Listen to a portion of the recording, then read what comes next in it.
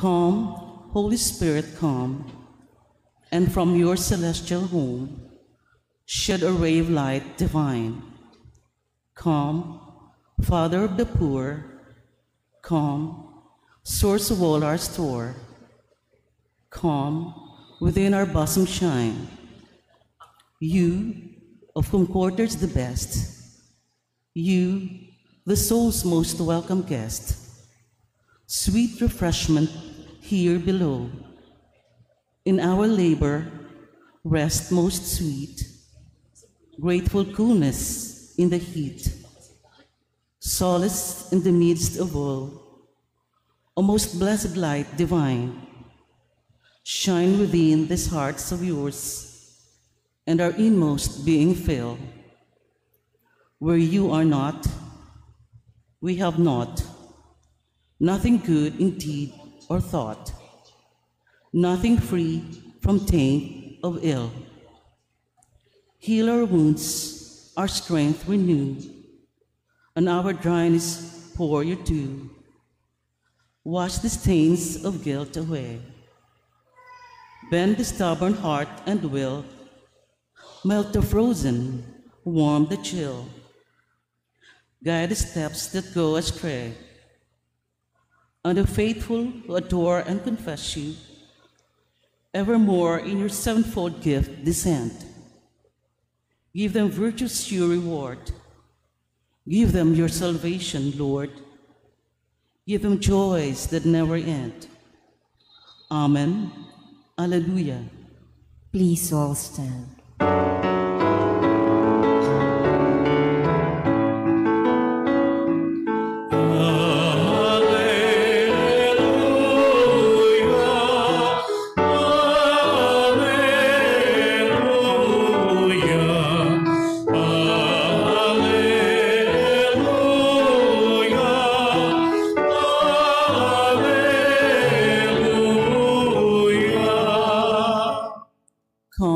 Spirit, fill the hearts of your faithful and kindle in them the fire of your love.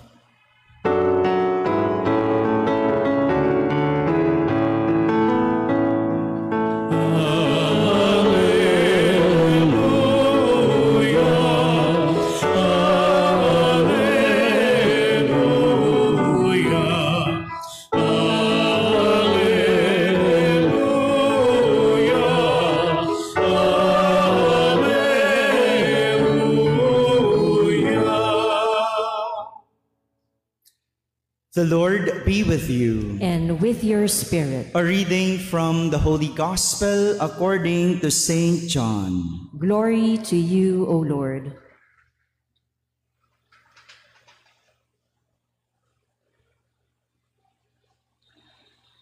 On the evening of that first day of the week, when the doors were locked, where the disciples were, for fear of the Jews, Jesus came and stood in their midst and said to them, "Peace be with you." When he had said this, he showed them his hands and his side.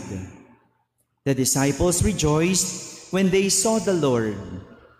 Jesus said to them again, "Peace be with you. As the Father has sent me, so I send you." And when he had said this, he breathed on them and said to them, "Receive the Holy Spirit. Whose sins you forgive are forgiven them, and whose sins you retain are retained." My friends, the Gospel of the Lord. Praise to you, Lord Jesus Christ. Please be seated. Magandang umaga po sa inyong lahat. Pakibati naman ang katabi ng magandang umaga. Batiin nyo na rin po ng Happy Fiesta. Pinagdiriwang po natin, hindi lang po ang Pentecost Sunday, kundi ang ika-473 na anibersaryo ng pagtatagpo sa ating mahal na ina. Andito po ang orihinal na imahe ng ating mahal na ina. Lapitan niyo po mamaya, no? You pray to our Lady of Nuestra Señora de Quilla. Ngayong araw na po ito, pinagdiriwang natin ang dakilang kapistahan ng pagbaba ng Espiritu Santo sa mga apostol at kay Maria. Kaya nga nang nasabi ko, ang Pentecost Sunday. Ito po yung narinig nating isinalaysay sa ating ebanghelyo sa araw na ito. Ibinabalik tayo noong kinagabihan, noong linggo ding iyon. Kinagabihan ng pagkabuhay ni Jesus. Ang kanyang mga alagad ay nagkulong sa isang silid dahil sa takot. Takot na sila ay matunton ng mga Hudyo. Takot na baka sila ang isunod. Takot kasi pinaghahanap sila ng mga Hudyo. Sa kalagitnaan ng kanilang takot at pagkukulong, biglang lumitaw si Jesus at nagsabing, "Sumainyo ang kapayapaan." At saka ipinakita sa kanila ang kanyang kamay. Ganon din ang kanyang tagiliran bilang patunay na siya nga ang kanilang nakikita. Patunay na siya'y muling nabuhay. At pagbati sa kanila, hiningahan sila ni Jesus bilang pagbibigay sa kanila ng Espiritu Santo. Pag sinabing Espiritu Santo, kadalasan hindi ito nauunawaan kasi hindi ito nakikita kahit na ito ay nararamdaman. Sabihin nyo nga po, Espiritu Santo. Kaya naman po, ang ating mga pagbasa ngayon, binibigyan ng imahe ang Espiritu Santo para mas maunawaan natin. Gaya na lang ng narinig natin sa unang pagbasa, binigyan ng imahe ang Espiritu Santo bilang apoy. Sabihin nyo nga po, apoy. Tulog na po. Isa pa, apoy. Yan. No, kasi mamaya pag natapos ang homily ko, wala na rin kayong matandaan eh. No, ito man lang tatlo. No, sana matandaan ninyo. Oh, unang imahe ng Espiritu Santo, apoy. Ito ang nilarawan ng ating unang pagbasa kung paanong ang dilang apoy, tongues of fire, ay lumapag sa bawat isa mula sa kalangitan.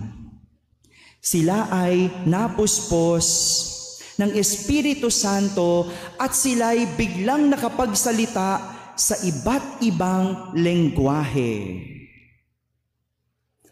Maganda ang pagkakagamit ng imahe ng apoy para mailarawan ang Espiritu Santo.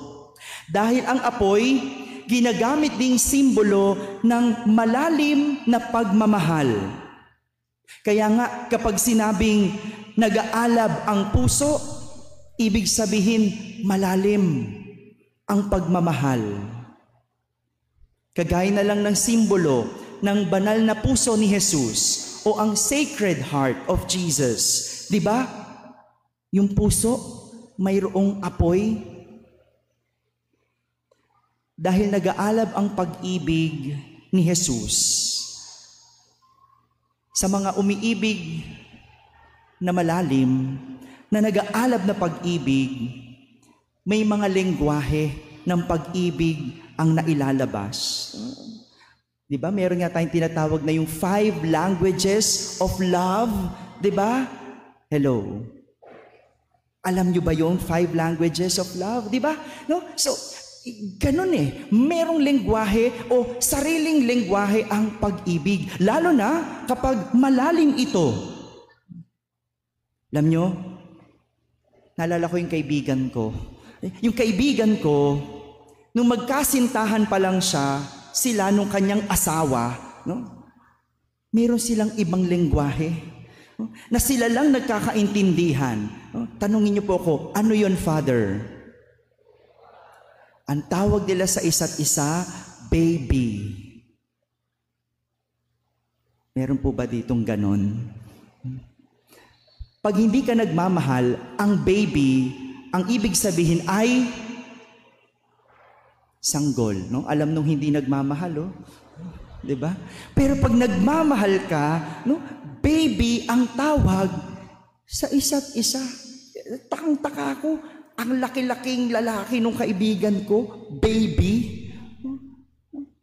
Minsan nga, no, kumain kami, ang tawag pa niya, bebe. Sabi ko, paano nangyari yun? Ang laking mamaw, baby. Pero ganun talaga eh.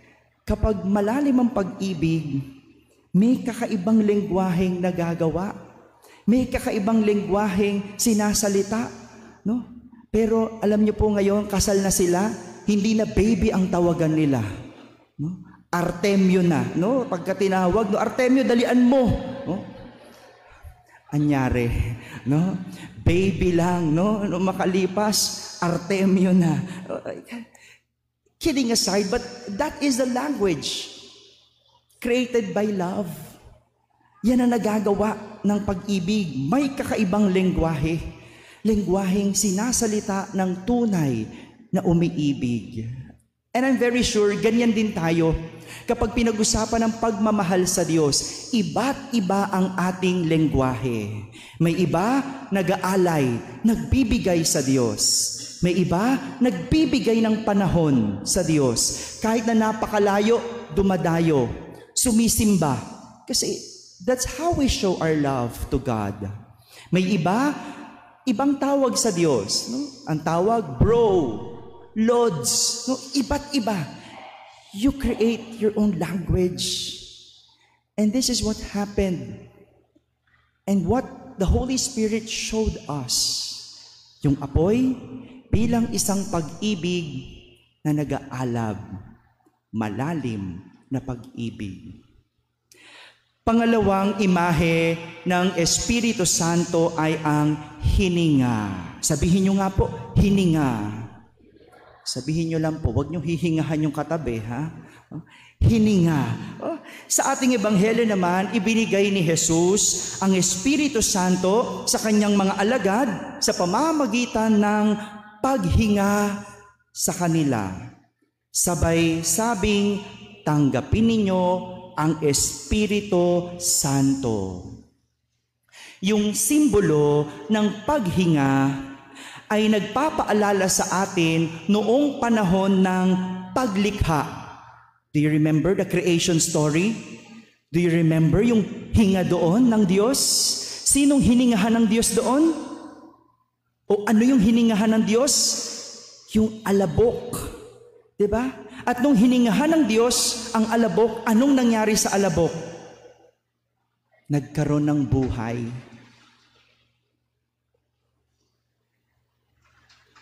Ito yung paghinga na tinatawag sa wikang Griego, ang ruwa, nang ibig sabihin, hininga ng buhay.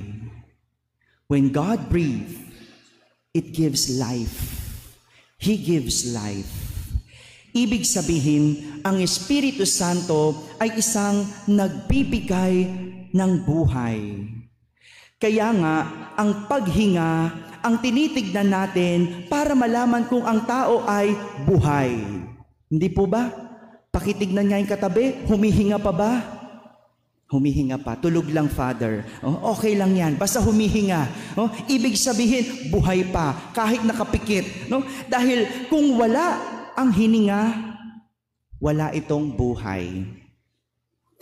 Kaya nga, ang salitang pahinga sa Ingles ay rest. Ay nangangahulugang pagbalik o pagbabalik ng buhay. Kung lagi kang nagtatrabaho, hindi ba nakamamatay? Bukas, Lunes na naman. Nakapagpahinga na po ba? Hello? Father, kulang pa po. Huwag naman masyadong sobra. Pag sobra, nakasasama. Hayaan mo, darating ang panahon, pahinga ka na lang. Pero ngayon, work muna po tayo. Opo. Alam nyo, yung salitang pahinga o rest, yun yung nagbabalik sa ating katawan para magbigay sigla, magbigay buhay muli para sa isa na namang linggong pagtatrabaho.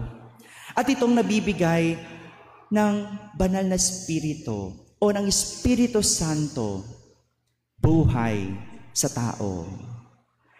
At pangatlo, ang simbolo na ibinigay sa atin o imahe ng Espiritu Santo ay ang kalapati. Tingnan niyo po yung itaas natin, no? Kaya merong kalapati. Siyempre, ito po ang pinakapopular na simbolo sa lahat ng Espiritu Santo, ang kalapati. Ito ay nanggaling sa kwento ng pagbibinyag ni Juan Bautista kay Jesus, kung saan nakitang lumukob ang isang kalapati kay Jesus bilang pagbaba ng Espiritu Santo sa kanya. At alam natin na ang kalapati ay simbolo din ng kapayapaan o peace. Kaya nga, di ba, kapag June 12, meron tayong mga celebration, anong ginagawa natin? Nagpapalipad ng kalapati, no? Uso pa ba yun ngayon? No? Na nagpapahiwatig ng kapayapaan, demokrasya. Sa kasal, meron pa bang ganun ngayon? Nagpapalipad ng kalapati. Ibig sabihin, peace. To have peace sa pagsasama. Alam ko hindi na uso yan ngayon eh. No? Kaya tuloy ang pagsasama, walang ayon. No? Sabihin mo, kasi hindi tayo nagpalipad ng kalapati. No? Alam nyo, nung may inatinan akong kasal, wala nang kalapati, hinahanap ko. Ba't wala nang ganun? No? Alam nyo, pinalilipad? Butterfly. Ano kaya yun sa lublob ko? Ano kaya simbolo ng butterfly? Oh, hindi ko alam. No? Ang dami nating kaek-ekan ngayon, pero yung kalapati, wala. Kaya sabi ko, mag-aaway itong mag-asawa na to. Walang peace. Kalapati, simbolo ng kapayapaan na naibibigay ng Espiritu Santo. Mga kapatid, ito po ang simbolo o mga simbolo na naibibigay ng Espiritu Santo. Apoy bilang pag-ibig, hininga bilang buhay, kalapati bilang kapayapaan.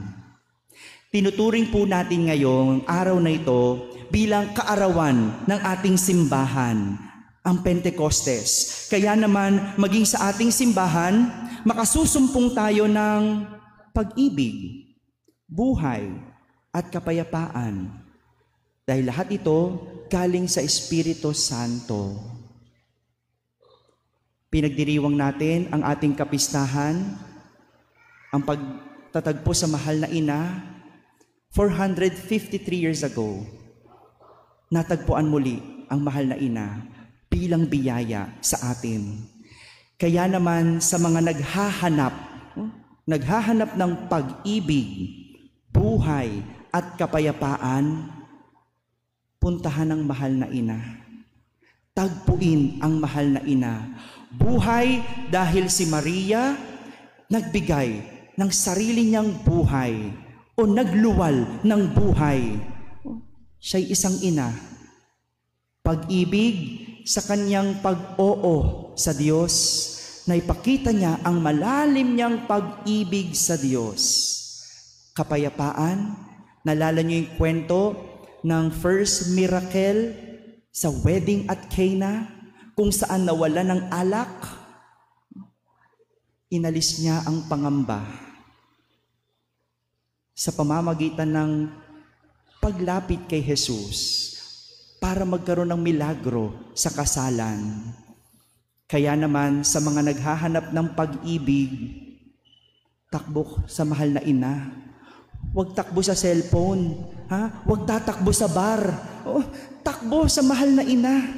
Sa naghahanap ng buhay, yung mga gustong maging ina, takbo sa mahal na ina. Sa naghahanap ng kapayapaan, puntahan ang mahal na ina. Dahil lahat yan matatagpuan natin sa Kanya. Mga kapatid, ito rin po ang hamon ng ating pagdiriwang sa araw na ito. Ang magdala ng pag-ibig, buhay at kapayapaan sa ating mga tahanan, komunidad, trabaho, paaralan, o kahit na saang lugar na ating puntahan. Dahil kung nasaan ang mga ito, andoon ang Espiritu Santo. Amen.